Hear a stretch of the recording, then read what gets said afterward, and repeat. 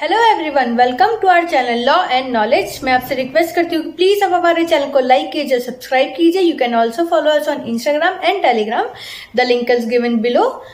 We were dealing with Indian Evidence Act 1872 Part 1, that is the relevancy of fact from Section 5 to Section 55. हम already Section 5 to Section 16 तक deal कर चुके हैं. Now we will move further. That is admission from Section 17 to Section 31. ये दो part में divided है. Admission from Section 17 to Section 23, Confession from Section 24 to Section 31. हम आज एडमिशन के पार्ट को डील करते हैं Section 17 से Section 23 तक.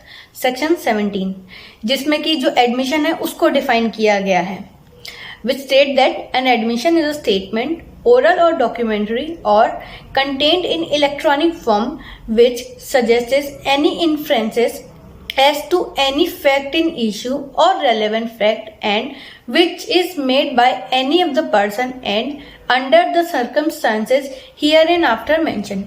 इसमें बोला गया है कि जो एडमिशन है वो क्या है, एक स्टेटमेंट है जो कि हम ओरली दे सकते हैं, डॉक्यूमेंट्री फॉर्म में दे सकते हैं या फिर इलेक्ट्रॉनिक फॉर्म में दे सकते हैं, जो कि क्या सजेस्ट करता है कि कोई भी इन्फ्रेंसेस है किसी का फैक्ट इन इशू का या फिर रेलेवेंट फैक्ट का. ठीक है, और वो पर्सन मेड करता है जो कि हम सेक्शन 18 के अंदर डील करेंगे. सिर्फ वही पर्सन एडमिशन कर सकते हैं और उन सर्कमस्टांसेस में जो कि हम आगे पढ़ेंगे सेक्शन फ्रॉम सेक्शन 18.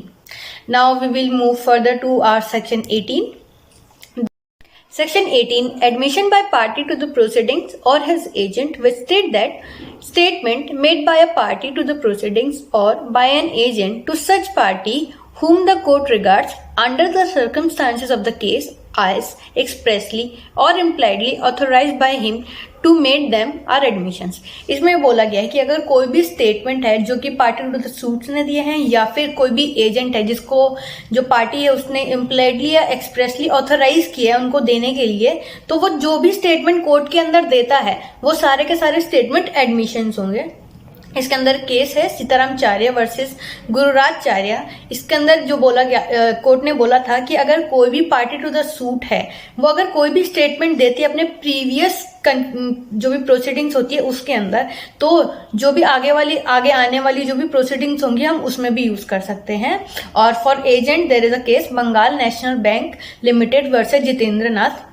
इसमें बोला गया था कि अगर कोई भी जो पार्टनर है किसी भी फर्म का ड्यूरिंग कोर्स ऑफ बिजनेस अगर कुछ भी एडमिट करता है कि हाँ कि जो फर्म है वो डेट ले रखी है किसी पर्सन से, तो जो भी वो स्टेटमेंट देता है वो जो फर्म है उसके अगेंस्ट में यूज किया जा सकता है और वो जो भी स्टेटमेंट दिया वो एडमिशंस होंगे फर्म के अगेंस्ट के अंदर. क्यों? क्योंकि जो पार्टनर होता है वो फर्म का एक एजेंट भी बोला जाता है. पार्टनर तो होता ही है लेकिन वो एजेंट भी होता है.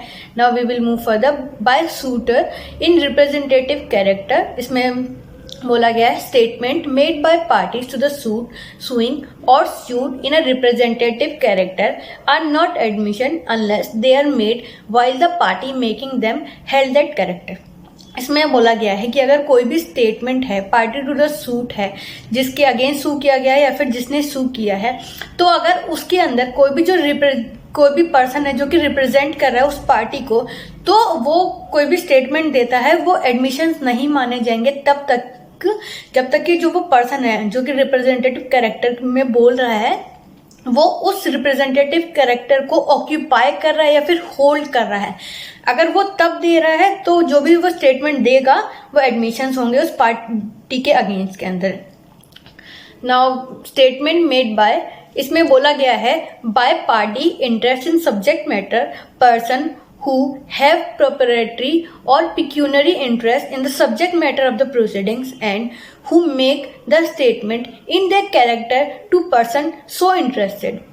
इसमें बोला गया है कि जो भी थर्ड पार्टी है, ऑल्दो इसके अंदर जो पर्सन स्टेटमेंट दे रहा है वो पार्टी टू द सूट नहीं है, लेकिन जो भी सब्जेक्ट मैटर है उस केस का, उस सब्जेक्ट मैटर के अंदर कोई भी अगर पर्सन उसका इंटरेस्ट है तो वो जो स्टेटमेंट दे रहा है वो पर्सन वो भी एडमिशंस होंगे उस पर्सन जिसके फेवर में या फिर जिसके अगेंस्ट में वो स्टेटमेंट दे रहा है. इसके अंदर एक केस था Sahdev versus board of revenue. इसके अंदर क्या होता है कि एक पर्सन होता है वो एक प्रॉपर्टी सेल करता है और उसमें डिस्प्यूट होता है कि ये जो पर्सन है जिसने प्रॉपर्टी सेल किया वो उसका रियल ओनर है या नहीं है। तो सूट होता है, तो इसके अंदर जो प्लेंटिफ जो पार्टी होता है, जिस पर्सन ने वो सेल किया होता है, उसी का ही फादर कोर्ट में एक स्टेटमेंट देता है कि हाँ ये जो प्रॉपर्टी है उसका ये जो प्लेंटिफ है वो रियल ओनर नहीं है। तो ये क्या हो गया, जो जिसने स्टेटमेंट दिया है, जो फादर है, वो थर्ड पार्टी ही है, लेकिन उसका सब्जेक्ट मैटर के अंदर इंटरेस्ट है, इसलिए जो भी स्टेटमेंट दिए हैं कि जो प्लेंटिफ है जिसने ये प्रॉपर्टी सेल किया उसका रियल ओनर नहीं है, उसके अगेंस्ट में एडमिशंस होगा। Now second part, by person from whom interest derived, person from whom the party to the suit have derived their interest in the subject matter of the suit are admission if they are made during the continuance of the interest of the person making the statement। इसमें बोला गया है कि अगर कोई भी person, वो party to the suit तो नहीं है, लेकिन जो पार्टी टू द सूट है उसी से ही अगर वो इंटरेस्ट डिराइव करता है, तो जो पर्सन डिराइव कर रहा है वो भी जो भी स्टेटमेंट देगा वो भी एडमिशंस होंगे, उस पर्सन के अगेंस्ट भी दे सकता है या फिर फेवर में भी दे सकता है। से फॉर एग्जांपल एक पर्सन है, उसने जो प्रॉपर्टी थी, अपना घर था, उसने अपना जो घर था वो किसी को बी पर्सन को सेल कर दिया, लेकिन सी ऑलरेडी एज अ टेनेंट उस घर के अंदर रह रहा था। तो जो बी है जिसको वो प्रॉपर्टी सेल करता है वो बोलता है कि ये ऑलरेडी यहाँ पे रह रहे हैं, तो आप देख लेना कि आपको ये रखना है या नहीं रखना है, जो सी पर्सन है उसको। तो बी बोलता है हाँ ठीक है, मैं ये सेटल कर लूंगा कि मुझे रखना है या नहीं रखना। तो जो बी है वो सी को बोलता है कि आप इस घर से निकल जाइए क्योंकि अब ये घर मेरा है।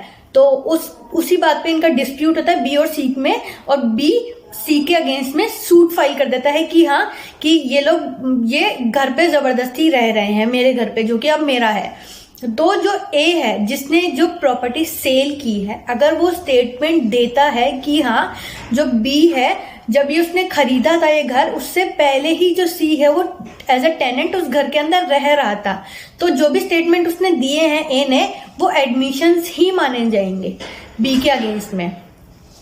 Now we will move further to our section 19। Section 19, admission by person whose position must be proved as against party to the suit, which state that statement made by person whose position or liability it is necessary to prove as against any party to the suit are admissions, if such statement would be relevant as against such party in relation to such position or liability in a suit brought by or against the person made, if they are made while the person making them occupy such position or is subject to such liability। इसमें बोला गया है कि अगर a person है, उसकी अगर liability या फिर राइट है किसी और पर्सन के ऊपर डिपेंड करते हैं, पर्सन की पोजीशन या फिर लाइबिलिटी के ऊपर डिपेंड करते हैं, और उसकी पोजीशन या फिर लाइबिलिटी इन इशू के अंदर है, तो उस पर्सन ने अगर कोई भी एडमिशन किया तो वो जो भी एडमिशन करता है वो भी रेलेवेंट माना जाएगा।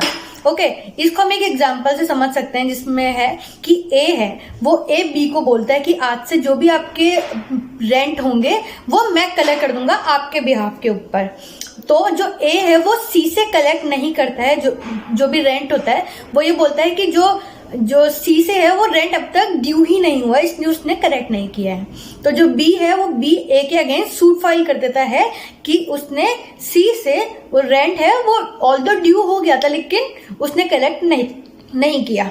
तो जो अगर कोई भी स्टेटमेंट अगर सी है वो जिसके लिए ये केस हो रहा है कि उससे ही उसने रेंट कलेक्ट नहीं किया, अगर सी ये अगर एडमिशन कर देता है कि जो भी रेंट था हाँ वो ड्यू नहीं हुआ था, तो जो भी स्टेटमेंट ए ने दिया है ये उसके फेवर के अंदर हो गया, तो जो सी ने जो भी स्टेटमेंट दिया है वो एडमिशंस होगा ए के फेवर के अंदर और बी के against. Now we will move further to section 20।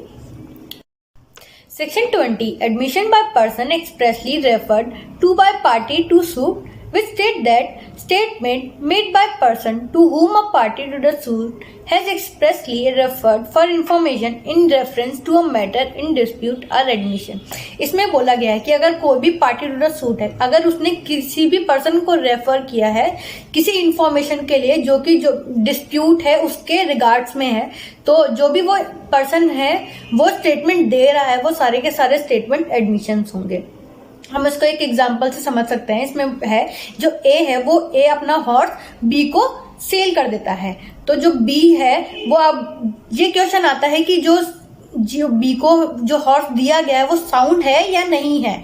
तो ए सी को एक्सप्रेसली रेफर करता है और बोलता है कि आप सी के पास जाइए और उससे ये इन्फॉर्मेशन पूछ लीजिए कि जो ये हॉर्स है वो साउंड है या नहीं है। अब बी सी के पास जाता है, अगर सी ने कोई भी स्टेटमेंट दिया उस जो हॉर्स के कि हाँ वो साउंड है या फिर नहीं है, तो वो सारे के सारे स्टेटमेंट वो एडमिशंस होंगे। Now we will move further to section 21। Proof of admissions against person making them and by or on their behalf, which state that admissions are relevant and may be proved as against the person whom makes them or his representative in interest, but they cannot be proved by or on behalf of the person who makes them or by his representative in interest, except in the following case।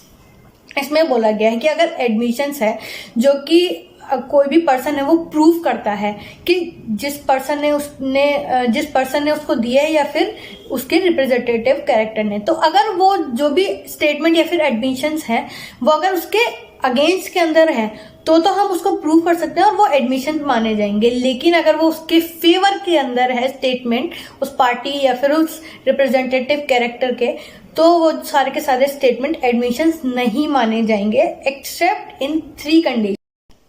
Exception first, an admission may be proved by or on behalf of the person making it when it is of such a nature that if the person making it were dead, it would be relevant as between third person under section 32।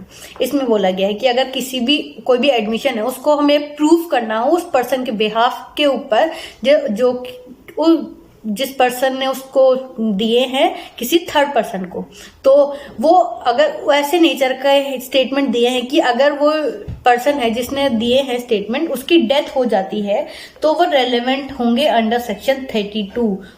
तो अगर कोई भी statement दिए हैं एक person ने और उसकी डेथ हो जाती है, ऑल्दो जो भी स्टेटमेंट उसने दिए हैं वो उसके फेवर के अंदर ही है, लेकिन वो अंडर सेक्शन 21 एडमिसिबल होंगे कोर्ट के अंदर। इसको हम इलस्ट्रेशन बी से समझ सकते हैं। इसमें क्या होता है कि जो ए है उसके ऊपर चार्जेस लगते हैं, जो कि शिप का कैप्टन होता है, कि जो जनरली कोर्स में लेके जाता था, जिस वे से वो शिप को लेके जाता था उस वे से ना लेके जाके किसी और वे से लेके गया है। तो जो ए है वो जब भी शिप को लेके जाता था तो एक डायरी को मेंटेन करता था जिसके अंदर जो भी अपनी डे टू डे एक्टिविटीज है उसको लिखता था, और मतलब ये भी लिखता था कि आज की वो किस कोर्स से या फिर किस वे से शिप को लेके गया है। तो अगर मान लीजिए कि अगर एक ही डेथ हो जाती है और जो डायरी है वो प्रोड्यूस की जाती है कोर्ट के अंदर, तो जो भी स्टेटमेंट उस डायरी के अंदर मेंशन है, ऑल्दो वो उसके फेवर के अंदर काम कर रहे हैं, फिर भी वो एडमिसिबल हो कोर्ट के अंदर। क्यों? क्योंकि वो अंडर सेक्शन 32 में भी वो रेलेवेंट माने जाएंगे। Okay, now exception second, an admission may be proved by or on behalf of the person making it when it consists of a statement of the existence of any state of mind or body relevant or an issue made at or about the time when such state of mind or body existed and it accompanied by conduct rendering its falsehood improbable। इसमें बोला गया है कि अगर कोई भी statement किसी person ने दिए हैं उस स्टेट ऑफ माइंड या फिर उस बॉडी के अंदर जब वो एग्जिस्ट कर रही थी, और वो किसको कंपनी करे, किसी कंडक्ट को, तो कोई भी जो भी स्टेट या फिर थिंग है वो उसको हम क्या कंसीडर करेंगे, एडमिसिबल कंसीडर करेंगे कोर्ट के अंदर, ऑल्दो वो उसके फेवर के अंदर काम कर रही हो। इसको हम इलस्ट्रेशन डी है उससे समझ सकते हैं। इसमें क्या होता है, ए है, ए के ऊपर चार्जेस आते हैं कि उसने स्टोलन प्रॉपर्टी को रिसीव किया और उसी स्टोलन प्रॉपर्टी को वो सेल कर रहा है। अगर ए ये प्रूव कर देता है कि उसने जो भी वो प्रॉपर्टी जिसके अगेंस्ट उसके चार्जेस लगे हैं वो ओरिजिनल जो उसकी प्राइस थी उससे बिलो देने के लिए, सेल करने के लिए वो रिफ्यूज कर देता है, तो जो भी स्टेटमेंट देता है वो एडमिसिबल होंगे कोर्ट के अंदर। ऑल्दो वो उसके फेवर के अंदर काम कर रहे हों। क्यों? क्योंकि जो जो वो बोलता है कि वो रिफ्यूज कर देता है कि सेल करने के लिए, तो वो क्या हो गया, एक स्टेट ऑफ माइंड हो गया। और कंडक्ट क्या हो गया कि वो जो ओरिजिनल प्राइस है उससे कम में नहीं देगा, वो ये जो चीज है वो हमारी कंडक्ट हो गई। तो वो ये बोल रहा है कि वो उसके जो ओरिजिनल प्राइस है उसके कम में नहीं देगा। तो जनरली अगर कोई भी पर्सन ने अगर कोई स्टोलन प्रॉपर्टी को रिसीव किया है तो उसको कोई फर्क नहीं पड़ता कि जो उसकी ओरिजिनल प्राइस क्या थी और उससे वो कम में ले बेच रहा है या फिर नहीं बेच रहा, उसको सिर्फ पैसे देने से मतलब होता है। तो अगर वो ये बोल देता है कि मैं ओरिजिनल प्राइस से कम में नहीं दूंगा, तो ये एक उसके फेवर के अंदर बात हो रही है कि हाँ मे बी वो जो उसके अगेंस्ट जो चार्जेस लगे हैं वो गलत चार्जेस लगे हैं, और हाँ ये जो प्रॉपर्टी है वो उसी की ही है। Exception third, an admission may be proved by or on behalf of the person making it if it is of relevant otherwise than an admission। इसमें बोला गया कि एडमिशन है उसको हम प्रूव कर सकते हैं कि उस पर्सन के फेवर के अंदर जो पर्सन वो बोल रहा है कि अगर वो रेलेवेंट है, कोई और जो भी सारे अदर जो हम सेक्शंस पढ़ रहे हैं 5 to 55 के अंदर वो रेलेवेंट माने जा रहे हैं अदर देन एडमिशंस, तो भी वो एडमिसिबल होंगे कोर्ट के अंदर, ऑल्दो वो उसके फेवर के अंदर काम कर रहे हो। से फॉर एग्जांपल हम जो हम सेक्शन 6 है जिसको हम ऑलरेडी कवर कर चुके हैं, आप उसकी जाके वीडियो देख सकते हैं, वो उसमें मेंशन किया गया कि सेक्शन 6 क्या बोलता है। तो अगर वो उसमें बोलता है कि सेम ट्रांजेक्शन के अंदर कोई भी अगर स्टेटमेंट दिए गए हों जो कि फैक्ट इन इश्यू या फिर रेलेवेंट फैक्ट के अंदर है, वो भी एडमिसिबल होंगे कोर्ट के अंदर। Okay, now we will move to section 22। When oral admission as to content of document are relevant, we state that oral admission as to the content of the document are not relevant unless and until the party proposing them show that he is entitled to give secondary evidence of the content of such document under the rules hereinafter contained, or unless the genuineness of a document produced is in question। इसमें बोला गया है कि अगर कोई भी इसमें बोला गया है कि ओरल एविडेंस किसी भी अगर डॉक्यूमेंट का कंटेंट से रिलेटेड है तो वो रेलेवेंट नहीं होगा कोर्ट के अंदर देने के लिए अनलेस एंड अनटिल जो पार्टी है जो बोल रही है डॉक्यूमेंट को शो कर रही है वो एंटाइटल है सेकेंडरी एविडेंस देने के लिए, या फिर जो भी अगर कोई भी डॉक्यूमेंट की उसकी कि वो जेन्युइन है या फिर नहीं है उसी से ही रिलेटेड अगर क्वेश्चन पुट हो रहे हैं कोर्ट के अंदर तो उसकी रेलेवेंसी या फिर उसकी जेन्युइननेस के को प्रूव करने के लिए ओरल एविडेंस दिए जा सकते हैं। तो हम इसमें दो कंडीशन पढ़ रहे हैं कि कब कब हम जो डॉक्यूमेंट्री एविडेंस के ओरल एविडेंस दे सकते हैं। पहला कि अगर वो जो पर्सन जो बोल रहा है वो एंटाइटल हो उसको देने के लिए, ओरल एविडेंस को देने के लिए। दूसरा कि जो डॉक्यूमेंट है उसकी जेन्युइननेस के लिए ही क्वेश्चन पुट हो रहे हैं। तो इन सिर्फ दो कंडीशन के अंदर ही हम जो डॉक्यूमेंट्री एविडेंस है उसका ओरल एविडेंस दे सकते हैं। Now section 22A, when oral admission as to content of electronic records are relevant, which state that oral admissions as to the content of electronic records are not relevant unless the genuineness of the electronic record produced is in question। इसमें बोला गया है कि अगर कोई भी electronic records हैं और उसके कंटेंट से रिलेटेड क्वेश्चन है तो उसके ओरल एविडेंस रेलेवेंट नहीं होंगे कोर्ट के अंदर अनलेस एंड अनटिल जो जेन्युइननेस है उस कंटेंट की, जो इलेक्ट्रॉनिक रिकॉर्ड्स है उसके कंटेंट के ही लिए ही क्वेश्चन पुट हो रहे हैं, और तो उसकी हम ये बताने के लिए कि हाँ वो जेन्युइन है या फिर नहीं है सिर्फ उसके लिए ही हम ओरल एविडेंस दे सकते हैं और उसके अलावा हम नहीं दे। Section 23, admission in civil case when relevant। In civil case, no admission is relevant if it is made either upon an express condition that evidence of it is not be given, or under circumstances from which the court can infer that the parties agreed together that evidence of it should not be given।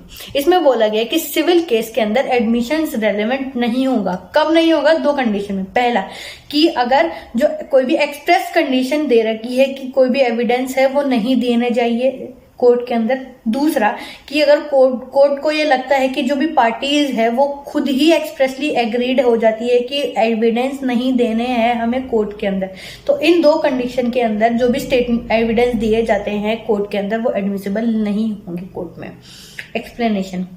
Nothing in this section shall be taken to exempt any barrister, pleader, attorney or वकील from giving evidence of any matter of which he may be compelled to give evidence under section 126 of Indian Evidence Act। इसमें बोला गया है कि कोई भी barrister है, pleader है, अटॉर्नी है, वकील है, उसके ऊपर ये सेक्शन लागू नहीं होगा। किस मैटर के लिए कि अगर उसको 126 है इंडियन एविडेंस एक्ट था उसमें एविडेंस देने के लिए कंपेल किया गया है या फिर वो कंपेल है एविडेंस देने के लिए अंडर सेक्शन 126 के अंदर, तो उसके ऊपर ये सेक्शन 23 लागू नहीं होता है।